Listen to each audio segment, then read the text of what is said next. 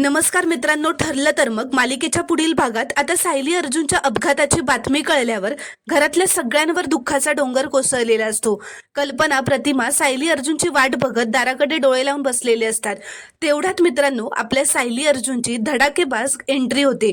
तेही सुखरूप घरी येतात, पण त्यांना घरी आलेलं बघून प्रियाच्या हातातलं ग्लासच खाली पडतं। तिला खूप मोठा धक्का बसतो। ते दोघंही जिवंत आहेत हे बघून प्रियाला खूप मोठा धक्का बसतो।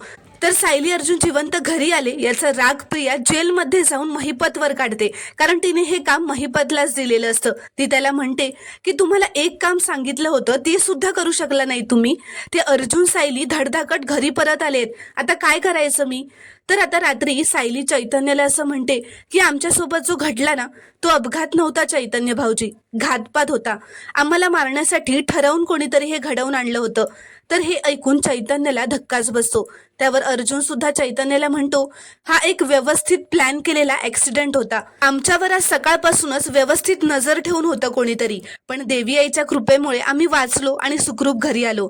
तर मित्रांनो, तुम्हाला हा प्रोमो आवडला असेल तर व्हिडिओला एक लाईक नक्की करा आणि चॅनलला प्लीज सबस्क्राईब करा।